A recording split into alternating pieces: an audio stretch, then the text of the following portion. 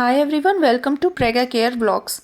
आज की इस वीडियो में हम बात करेंगे डबल मार्कर यानी डुअल मार्कर टेस्ट की। ये प्रेगनेंसी का एक बहुत ही इम्पॉर्टेंट टेस्ट है। हम बताएंगे आज की इस वीडियो में ये टेस्ट कब किया जाता है, क्यों और कैसे किया जाता है।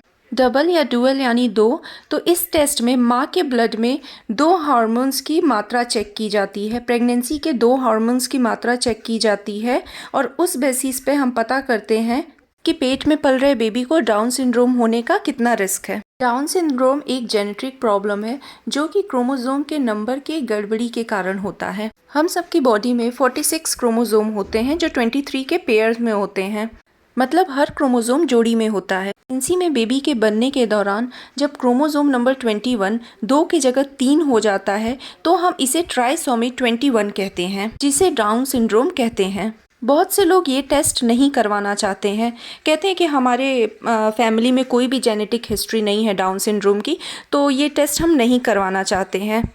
तो ज़रूरी नहीं है कि ये जेनेटिक डिसऑर्डर ही हो, ये किसी को भी हो सकता है, ये किसी भी प्रेगनेंसी में हो सकता है। डाउन सिंड्रोम से ग्रसित जो बच्चे होते हैं वो मानसिक रूप से या शारीरिक रूप से कमज़ोर होते हैं। उनके हार्ट में प्रॉब्लम, आइज़ में प्रॉब्लम, ब्लड में प्रॉब्लम, इस तरह की प्रॉब्लम उनको पूरी लाइफ बनी रहती है और जिसका कोई ट्रीटमेंट भी नहीं है। सो इन सब चीज़ को आगे फेस करने से अच्छा है कि हम पहले ही ये टेस्ट करा लें और पता कर लें कि बेबी को कोई इस तरह की प्रॉब्लम है या नहीं है। सो इस टेस्ट के द्वारा बच्चे में कोई भी मानसिक या शारीरिक प्रॉब्लम है वो हम पता कर सकते हैं। अब बात करते हैं ये टेस्ट प्रेगनेंसी में कब करना होता है। ये टेस्ट प्रेगनेंसी में 10वें हफ्ते से लेके 14वें हफ्ते के बीच में करना होता है। मोस्टली डॉक्टर एडवाइस देती हैं जब आप अपनी प्रेगनेंसी के 12वें या 13वें हफ्ते में पहुँचते हो तब आपको डॉक्टर्स ये टेस्ट कराने की एडवाइस देती हैं। डबल मार्कर टेस्ट कराने से पहले आपका एक NBNT स्कैन होता है या फिर आप अल्ट्रासाउंड कह लो। ये स्कैन भी काफ़ी ज़रूरी होता है इस टेस्ट को जज करने के लिए। डबल मार्कर या डुअल मार्कर टेस्ट ब्लड के थ्रू होता है। इसमें आपके ब्लड का सैंपल लिया जाता है और फिर ये टेस्ट होता है। जब भी आप टेस्ट कराने जाओगे तो जो भी ऑथोराइज्ड डायग्नोस्टिक रहेगा वो आपसे NB या NT जो आपका स्कैन हुआ होगा उसकी भी रिपोर्ट साथ में मांगेगा, क्योंकि NB-NT स्कैन में जो भी इंफॉर्मेशन दी रहती है, जैसे मदर की एज क्या है, मदर को कोई प्रॉब्लम तो नहीं है, जैसे डायबिटीज़ तो नहीं है या थायराइड तो नहीं है, या फिर मदर का पहले कोई मिसकैरेज हो रखा है, एक बेबी है या ट्विंस है, तो ये सब इंफॉर्मेशन इस टेस्ट की सेंसिटिविटी और एक्यूरेसी बढ़ा देती है। यदि हम ब्लड के सैंपल से सिर्फ डबल मार्कर टेस्ट कराते हैं तो इसकी एक्यूरेसी सिर्फ 70% होती है। इसलिए हमें साथ में NB-NT स्कैन भी लगाना चाहिए जिससे इसकी एक्यूरेसी बढ़ जाती है। इसलिए अल्ट्रासाउंड और ब्लड टेस्ट की रिपोर्ट को हम फर्स्ट ट्राइमेस्टर स्क्रीनिंग कहते हैं। इसकी report low risk, intermediate risk and high risk down syndrome में आती है। अगर आपकी रिपोर्ट में लो रिस्क है तो इसका मतलब कि आपकी प्रेगनेंसी में डाउन सिंड्रोम का बहुत ही कम रिस्क है। अगर इंटरमीडिएट आता है तो मतलब कि 50-50 चांसेस हैं। और अगर रिपोर्ट में हाई रिस्क आता है या फिर आपकी रिपोर्ट पॉजिटिव आती है तो इसका मतलब आपकी प्रेगनेंसी में डाउन सिंड्रोम का थोड़ा ज़्यादा रिस्क है। तो अगर आपके बेबी को हाई रिस्क आए डाउन सिंड्रोम का या ट्राइसोमी 21 का, या फिर आपकी रिपोर्ट पॉजिटिव आती है, तो आपको घबराने की बिल्कुल भी ज़रूरत नहीं है। इसका मतलब ये बिल्कुल भी नहीं है कि आपके बेबी को डाउन सिंड्रोम ही होगा या फिर डाउन सिंड्रोम की कोई प्रॉब्लम होगी।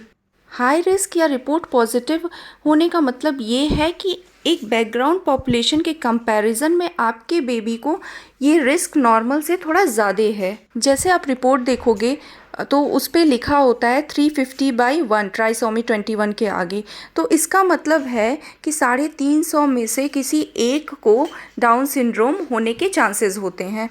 और अगर आपके थोड़ा हाई रिस्क होता है तो उसमें रिपोर्ट में आती है कि 60/1 या 100/1 या 70/1, तो इसका मतलब ये नहीं है कि डाउन सिंड्रोम होगा ही होगा।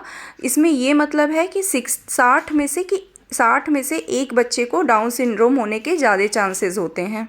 तो ऐसा कुछ भी आपके रिपोर्ट में आता है तो आपको डरने या घबराने की ज़रूरत नहीं है। आप अपने डॉक्टर से कांटेक्ट करो, डॉक्टर से एडवाइस लो, वो जैसा बोलें उनकी सलाह मानो आप। अगर रिपोर्ट पॉजिटिव आती है तो इसके लिए डॉक्टर और भी टेस्ट हैं जो कि सजेस्ट करते हैं, जैसे NIPT हो गया या एमनियोसेंटेसिस हो गया। ये सब टेस्ट सजेस्ट करते हैं जिससे पूरा मतलब चीज़ें क्लियर हो जाती हैं कि ऐसी कोई प्रॉब्लम बेबी में है या नहीं है। और उसके अकॉर्डिंग आप अपने डॉक्टर से एडवाइस ले सकते हैं। सो जैसी भी रिपोर्ट आएगी तो आपकी डॉक्टर आपको खुद सजेस्ट करेंगी कि आगे आपको क्या करना है। ये टेस्ट बहुत ही ज़रूरी होता है। इससे पहले ही पता लगाया जा सकता है कि बेबी में कोई बर्थ डिफेक्ट तो नहीं है। इस टेस्ट के लिए ये बहुत ही ज़रूरी है कि आप कोई भी इन्फॉर्मेशन दें वो बिल्कुल ही एक्यूरेट दें, जैसे डेट ऑफ बर्थ या एज आपकी। और जो भी ये टेस्ट आप जहाँ से भी कराएं वो आप एक ऑथोराइज्ड डायग्नोस्टिक सेंटर से ही कराएं। कहने का मतलब है कि जो लैब और अल्ट्रासाउंड सेंटर है वो ही ऑथोराइज्ड और अच्छे होने चाहिए। आज की वीडियो में इतना ही। अगर आपको मेरी वीडियो पसंद आई हो तो मेरी वीडियो को लाइक करना, शेयर करना, और कोई भी आपका सवाल है तो आप कमेंट बॉक्स में कमेंट करके मुझसे पूछ सकते हैं। साथ में मेरे पेज को ज़रूर फॉलो करें और यूट्यूब चैनल को सब्सक्राइब करें। Good luck to new mother's.